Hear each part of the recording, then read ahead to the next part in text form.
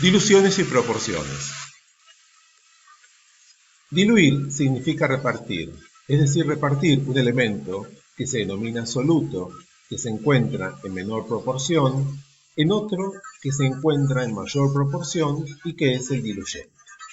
Una dilución consiste en preparar una solución menos concentrada partiendo de una solución más concentrada. Esta práctica es común en el laboratorio, por ejemplo, para diluir sueros o, por ejemplo, también para la fabricación de vacunas. ¿Cómo se expresan las diluciones?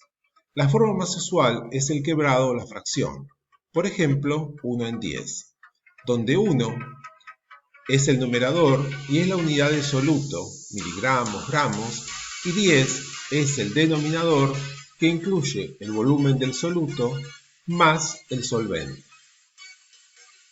O sea, 1 mililitro de soluto más 9 mililitros de solvente, de diluyente o solvente, nos dan una dilución 1 en 10.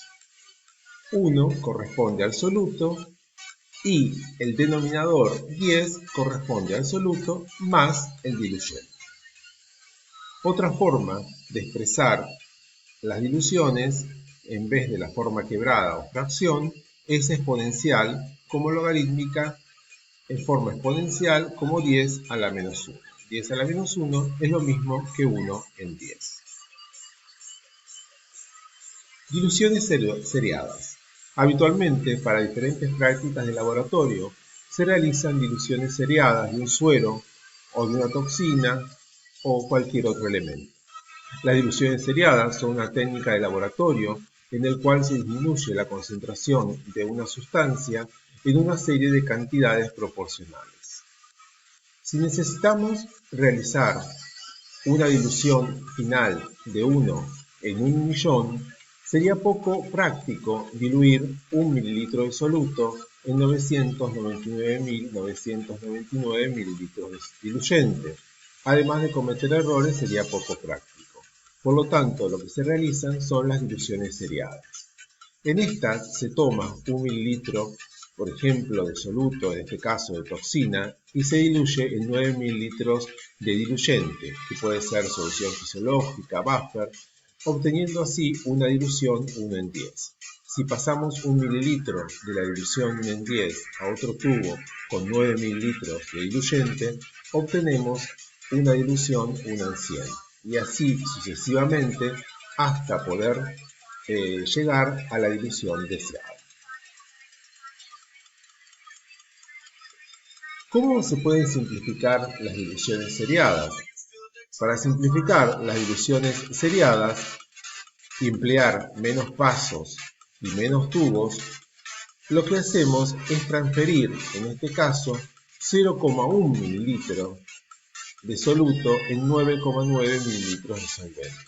Ahí hacemos una dilución 1 en 100. Anteriormente hacíamos una dilusión 1 en 10. Si nosotros pasamos 0,1 mililitro de este tubo a otro tubo con 9,9 mililitros de diluyente, obtenemos una dilución 1 en 10.000 y así sucesivamente hasta llegar a la dilución deseada. Estas prácticas se realizan, por ejemplo, en la fabricación de vacunas. Estas diluciones son seriadas porque una da origen a la siguiente. Son de factor constante porque siempre es 1 en 10 o 1 en 100. En este caso sería 1 en 100. En el ejemplo que vimos anteriormente, 1 en 10. Si nosotros necesitamos obtener una dilución 1 en 120.000, 1 en 230.000 o 1 en 300.000, ¿de qué dilución partimos?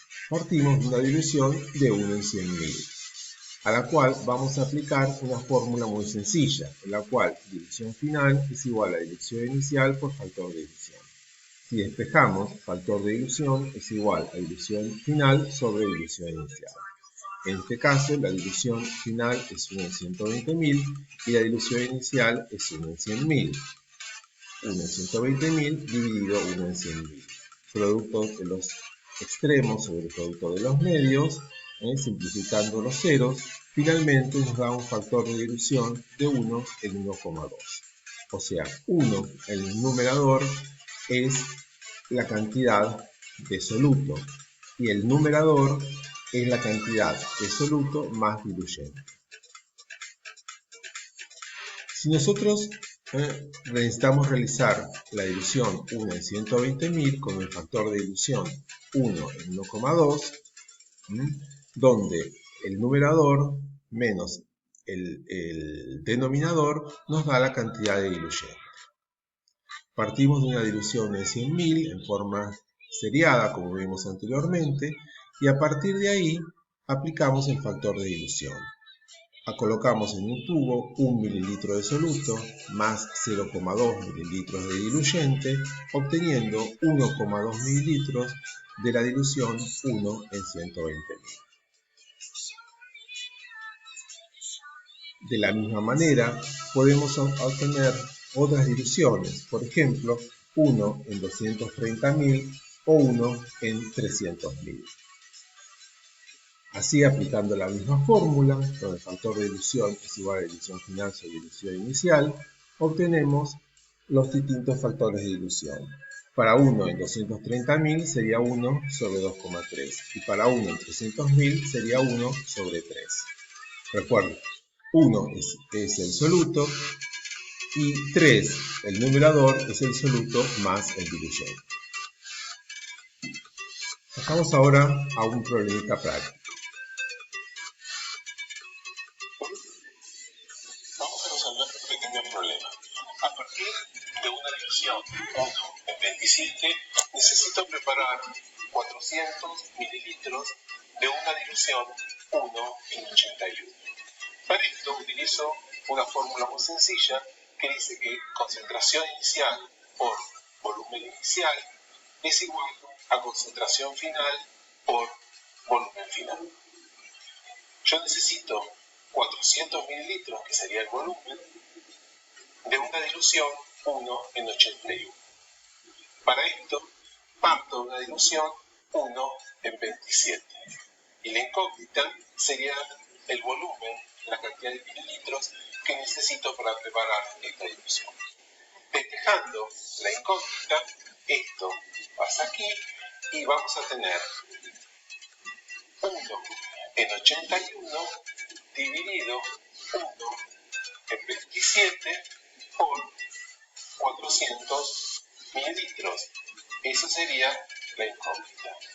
El producto de los medios, el producto de los extremos, dividido el producto de los medios por 400 mililitros.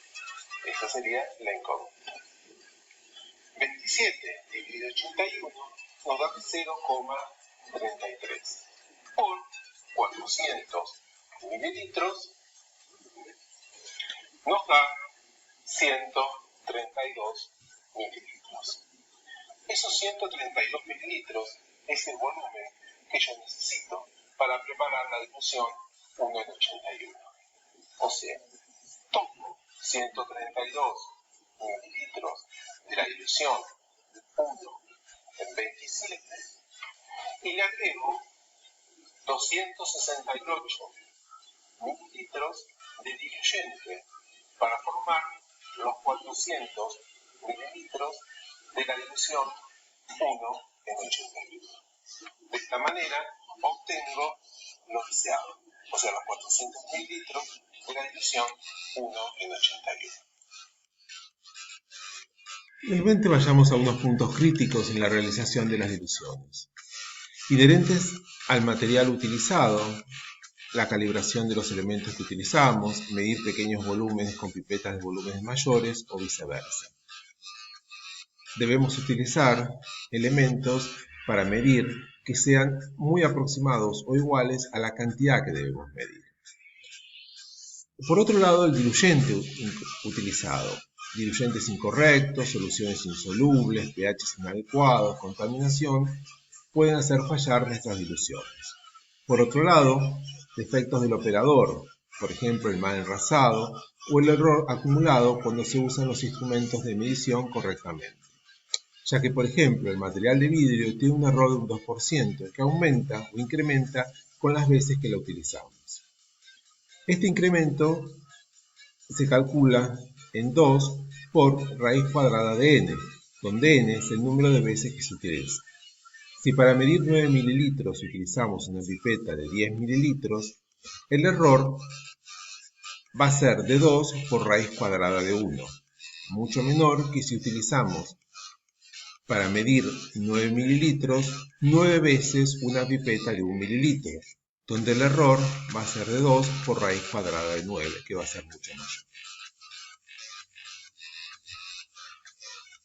Muchas gracias por su atención.